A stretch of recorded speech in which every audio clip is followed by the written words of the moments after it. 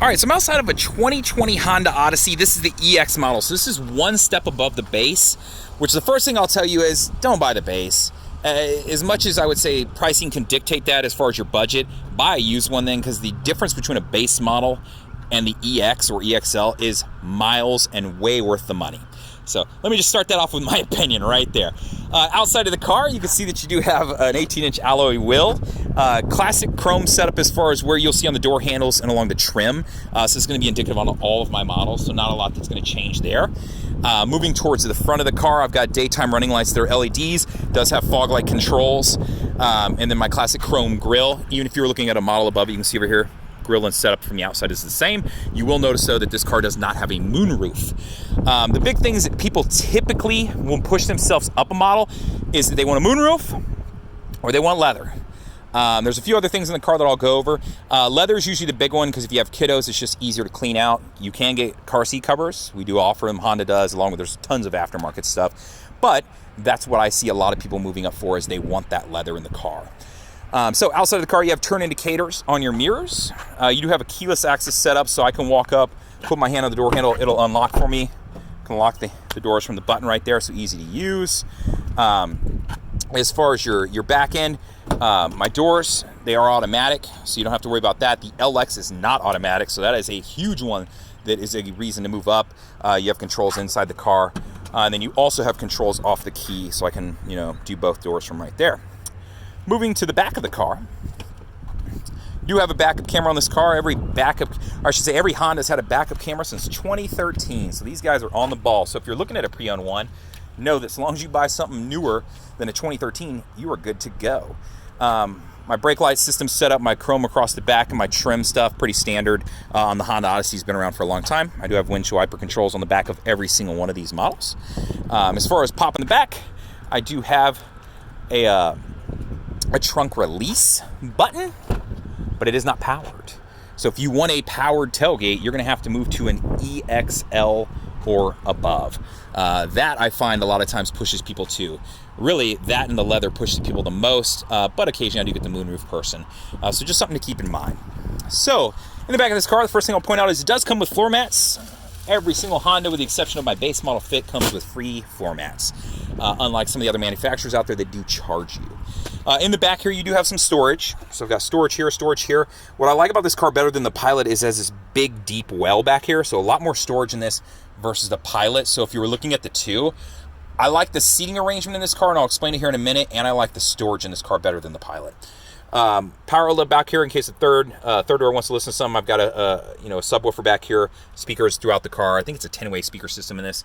I've got air vents and cup holders back here for that third row people. As far as putting the third row away, that deep well works as storage, and I can do this one-handed. I can store away my seats. So these are part of the Magic seats.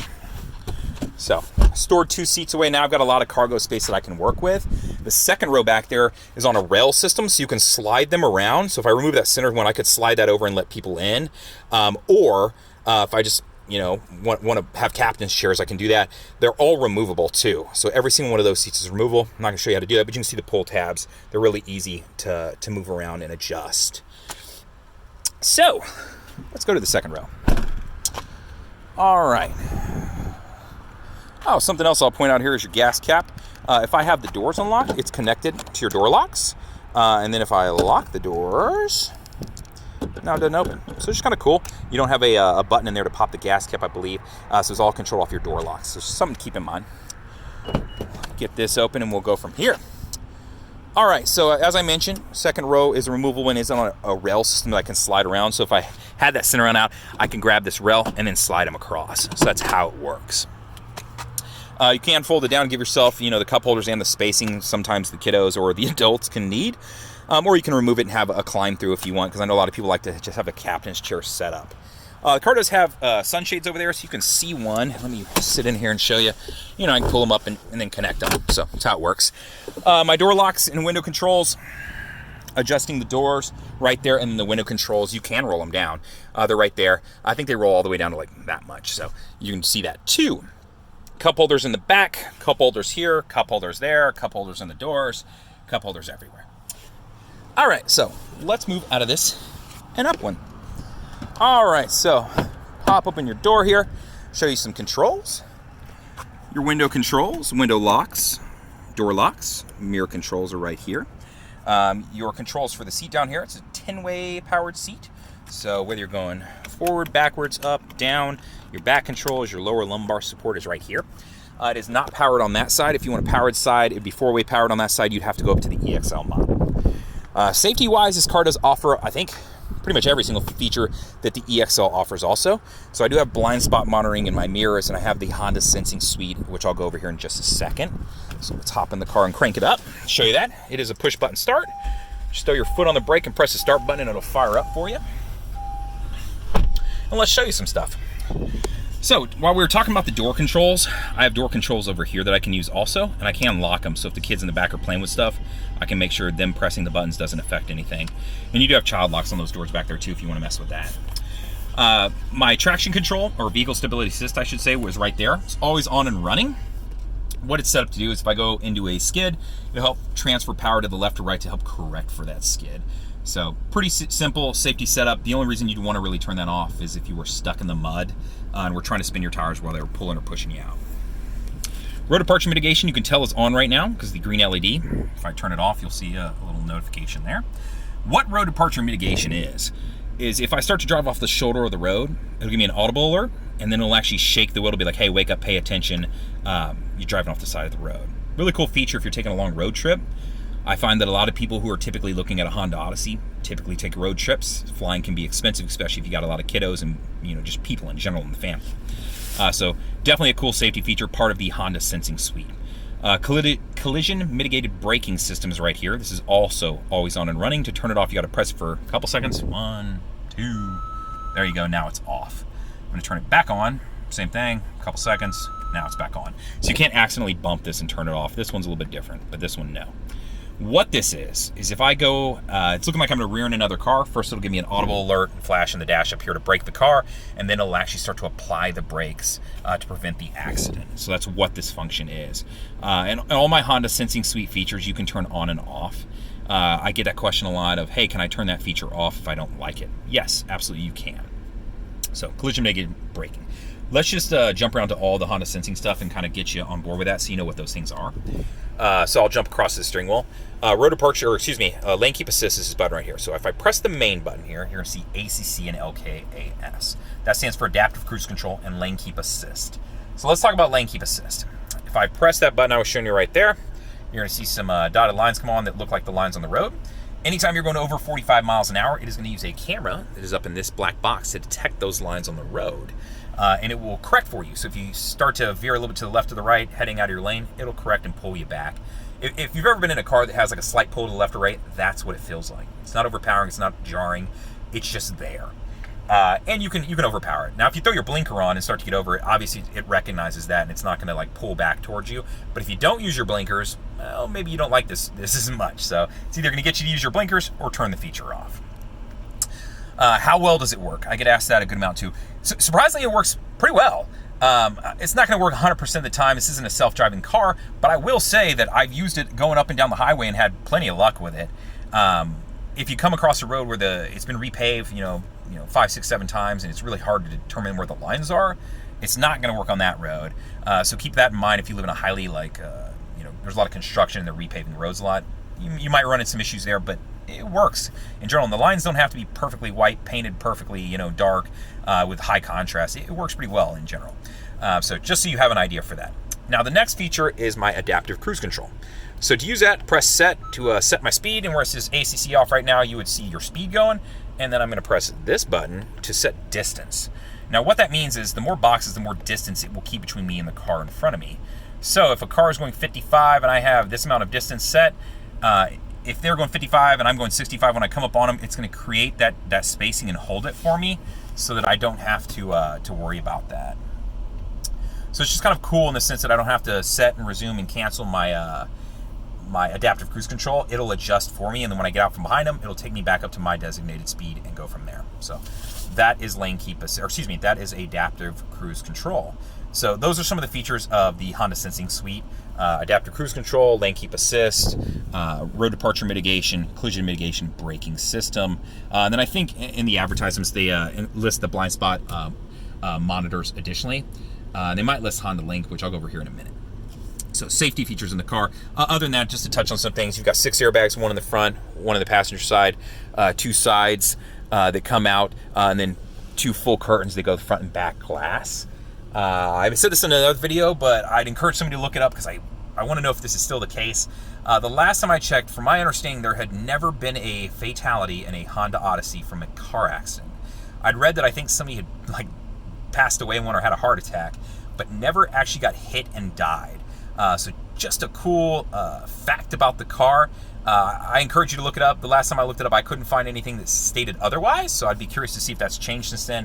But it's a Honda, it's a safe car, and if they really do have that going, this car's been around a long time, that is a reason to buy this car over any other car on the market. Okay, on the left side of the steering wheel, volume control is right here. When you press it, you'll get your menu right there. Jump between my favorites, left and right. If I have audio pulled up, it'll jump between them. And you can see I'm doing that right now. So it's got some presets over here off of satellite radio it's working with. My home button will pull up this menu screen right here. Tripometer, phone, now playing.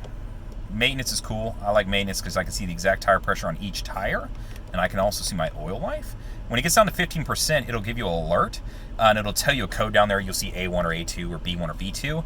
And you can either Google it, because Honda's been doing it for years, or you can look in your manual, and it'll tell you exactly what they're going to recommend when you go into the wherever you want to get your maintenance done. So if you want to get your oil change, your tire rotation. So that way, if you're the person who's like, man, I never really know if I should be getting what they're asking or offering me, check this before you go in. It's pretty easy to do. It takes 5 seconds to Google, right? So, all right. Past that, maintenance settings. So some cool stuff here. I can turn the tachometer on off. So you can see up there, I'm turning it on and off. You just don't use it and you don't need it. Arrange the icons. So this I really do like. I'm a person who likes to customize stuff whenever I get it. So, maybe I want to move now playing up to the top, and then below that, I don't know what I want. Maybe I want a blank screen. Maybe I just want to be able to run with that at the very top. So that way I don't have anything showing it. So just different things you can do. Now, once I've got those set, let's jump back to the top. Bam!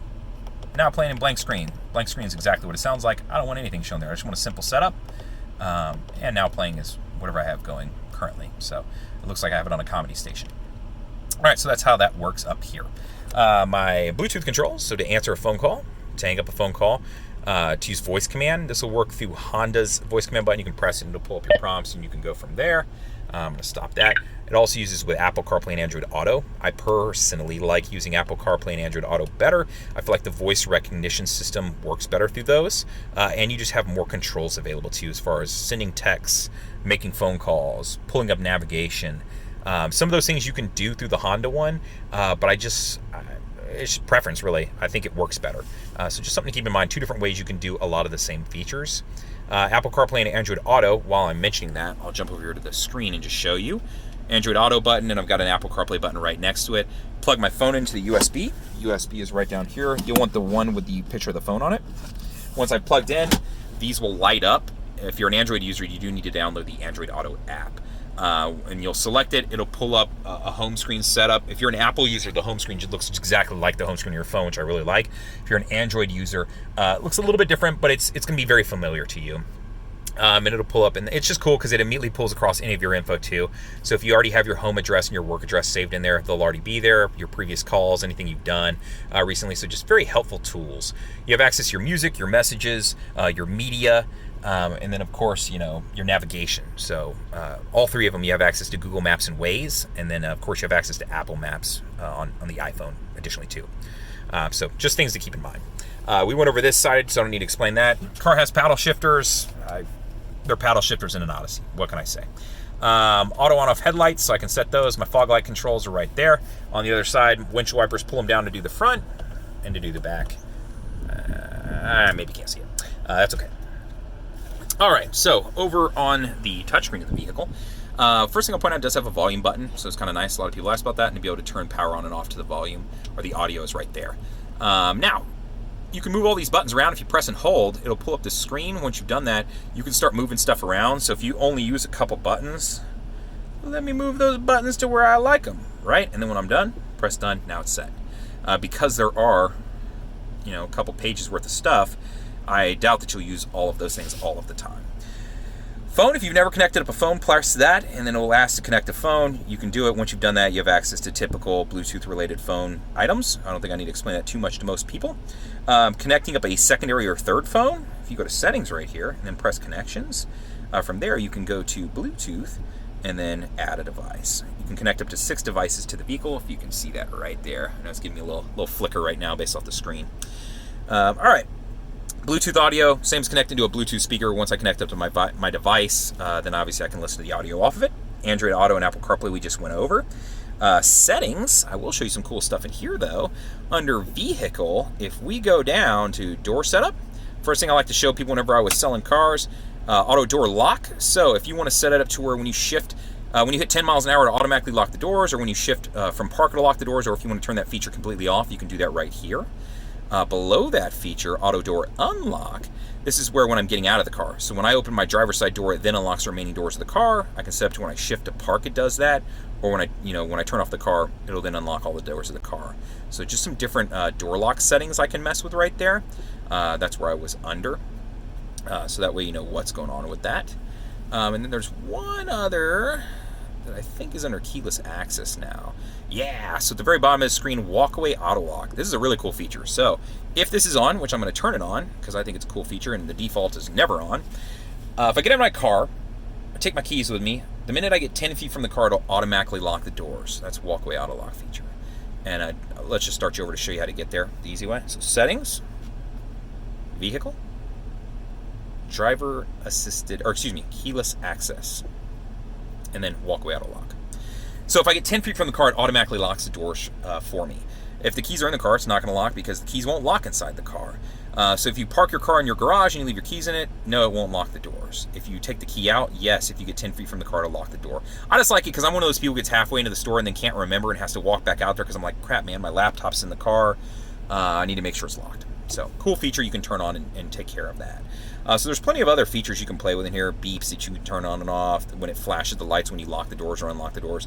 But the big 3 that I like are the door lock settings and of course the one that you just saw, the walkaway auto lock. So different other stuff you can play in here. So just keep that in mind. And I mean, there's lots of stuff you can look at, cameras and displays. The cameras, if you want to turn guidelines on and off, sound on beeps and how loud you want stuff to be in notifications. And there's plenty of things that you can play with if you want to customize your car a little bit more. If you have questions about that, just shoot me a message and I'll help you out. Trip computer, exactly what it sounds like. Current and previous trips, how many miles you have on this tank of gas. I think I can leave that alone. SMS text function, it will read text that you receive aloud to you. You just have to have your phone connected to Bluetooth. Apple CarPlay and Android Auto will do the same thing. I just like those because it'll read them and then I can use the voice command button to send a message back to them. So it's just easy to use. Sirius XM Satellite Radio, you have 90 days of this and then the trial will naturally end. At the end of that trial, you don't have to call to cancel or anything. It just ends. So just be aware of that, but you can haggle with those guys if you want to keep it going. USBs, I showed you them earlier. You got 2 USBs right down here in the center console. I like it because you can put a thumb drive in there with a bunch of music on it and do that. Or if you want to store that music, you can do that also. But you'll need to be on an EXL, I believe, or above to be able to store music to the car. So let me clarify that. On this one, you just have to leave the thumb drive plugged in. Auxiliary input, that's a 9mm jack. That's right down there. You can see it, aux input. That you can plug into. Social playlist is really cool if we're connected via Wi-Fi. What this allows us to do is all add songs to a playlist together. So connect to cabin controls to do that. Great feature. That way you're not stuck listening to one person's music. AM, you understand that. There it is. It is here. I was lying to you earlier. You can do it in this vehicle also. I thought so. So plug the USB in, select this. You can slide the music over, and now it'll be stored to the car. You don't have to have that USB. So super cool. HondaLink. I like HondaLink. Does a couple cool functions that I'll tell you about. The first is I'm going to always enable that. And what that does is if, I don't have a phone connected via Bluetooth. If I get in a car accident and my airbag's deployed, Honda will call down to the car. And if I don't answer via Bluetooth, they're going to assume that maybe I'm unconscious and they will send somebody out to get me. So they'll call 911 and send out EMS. 100% free. All you got to do is connect your phone and enable that function. Additionally, HondaLink offers other subscription-based stuff like being able to lock the doors from your phone or unlock them and start the car from your phone.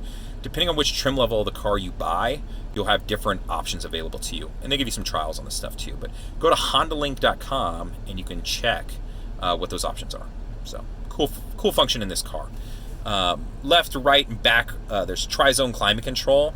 Right now they're all synced up, so I can control them all off my side. If I unsync, we can, start manually controlling things different from each other, right? So I'm going to sync them back. Rear climate, if I want to jump over and start messing with that, I absolutely can. Fan speed up, down. And you can see I can do it from the screen too, if you like doing it that way. I like using buttons. I don't know. I'm an old school guy. And then jumping back to the front climate, I can do the same thing from the screen too. So just know that there's a couple different ways you can do it. Heated seats do come in this vehicle, even though it is a cloth interior, so that changed over the last couple of years. It used to be you always had to go to an EXL, but they changed that, much like some of my other vehicles. Idle start stop, it's on in the car. If you don't want it on, just press the button, it'll turn it off. But keep in mind, if you do turn it off, every time you come out to the car and crank it up again, you're gonna have to press this button. So I know this feature gets a lot of criticism in a lot of vehicles, and I understand why. I'm not a huge fan of it either. Snow traction control settings, so snow and normal. I just like the cool graphic, so easy to set right there. Econ button will improve gas mileage of the car. When you turn it on, you'll see a green leaf appear there. How this function works is it shuts down some of the electrical systems in the front end of the car. In doing so, you're going to improve gas mileage, but you're going to give up a little bit of acceleration and a little bit of the AC power as far as your air conditioning unit. Flashers are right here. If your passenger airbag is on or off, it'll tell you right there. I don't have anybody sitting there, so it's off. Down here, I've got, little storage set up here, and then a rubber mat finish down here on the bottom I like. All these you can pull out and clean off too. So if you got a purse or bags in there, it won't slide around. Power outlet right there. Cup holders. If I want to store my phone, same thing. I got that right here that I can do, and this is removable also if I need to pull out and wash it off. You saw the hidden storage that I can slide and open and close with my controls for my USBs and auxiliary inputs. Cloth interior, so this is the gray interior finish of this car in a modern steel exterior. Your dash layout up here is always black, along with your top of your door sills is black to prevent glare. But then the side door panels and the interior will be matching with your seats. And then your floorboards are always that charcoal colored. So you don't have to worry about dirt, dust, and things like that showing up. It does have blind spot monitoring, which I pointed out earlier. It is in both mirrors over there, and then you'll see right next to it, I've got tweeter speakers in there. So you've got a good amount of speakers in this car. It actually does sound pretty decent. It is a stock speaker system, so keep that in mind. But just something to be aware of. If you're wondering where the spare to this car is, it's actually right on here, underneath this. So not the easiest spare to get to, but it is stored in the car. It's not underneath the car. But to get to it, you usually have to slide these back and these forward, and then this piece pops out, and you can get your spare out. So just in case you are wondering where your spare actually is. We talked about the mirror or the windows earlier. I just want to show you that you can roll them down now that I'm in the front seat. So you can see you get that like 1-2 inches there. I absolutely hate that, but it is what it is. All right, so, backup camera. Throw it in reverse, it pulls it up. Backup camera has 3 views, wide angle, normal, aim straight down if I'm backing up to a garage, another car, a pole, a trash can, where my hatch opens up to, dotted line, right? So that way I can leave enough space to open the hatch if I need to get something out. And then the solid line is for parallel parking, how much space I would need to leave between me and that car in front of me. So you can see it on all 3 different screens here. While I'm showing you this, cross-traffic monitoring is in this vehicle. That's set up where there are sensors off the back end of the car. So if I'm backing out and another car was to be coming this way or this way, it'll give me an audible alert and show me arrows on the screen to which way someone's coming from, so I know. So if I'm in between 2 big SUVs or 2 big vans and I can't see when I'm backing out, I just have to kind of slowly creep out. It's a great feature. Between that and the 3 different views, I feel like there's not really a need for parking sensors in this car, but if you want them, you can get them. Honda offers them, and I'm sure there's an aftermarket option too. The shifting down here gets a lot of interesting comments because it's not a standard shifter and people just aren't used to it. But you do have LEDs, which you can kind of see. I know I'm catching some sunlight right here, so you can see the LEDs right there. Anytime I hit something, it lights up and lets me know. And you have the indicators over here that tell you. And that's a dead giveaway. I'm in reverse. So same thing, neutral drive, all those features. So that's how those functions work. All right. So standard mirror setup. If you want the HondaLink system, you need to move up to, I believe, an EXL. If you want to do garage clicker, gate clicker, all that. Sunglass holder and a mirror to keep an eye on the kiddos in the back or the guy in the car. You saw the controls for that. Got a lot of space. It's a long car, man. But it is very functional, folding that way, throwing the second row away. They're all adjustable too. I didn't show you that earlier. They're on a rail system, so I can slide them up and back. So if there's somebody big right behind them, I can slide stuff around and make this really work for somebody. So as far as it goes, if you're taking aesthetics out, I think this car offers more than the Pilot does. But when you add aesthetics in, I get it. It is a minivan, and a lot of people struggle with owning a minivan.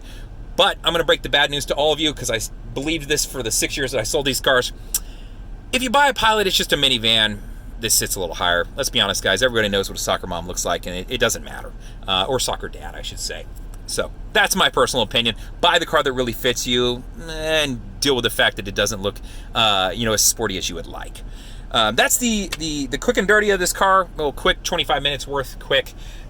This is a quick review, which I'm sure I'll get some comments on too. Let me know if you have any questions. Feel free to comment. You can always comment on the video. You can always call me at 737-443-9555. Either one of those will work. I'm pretty good about getting back either way. Let me know. Hopefully you'll subscribe. Check out my channel and my other videos. Let me know what questions you have, or if there's a function or feature that you want me to explain. Be more than happy to make a video for you. All the best.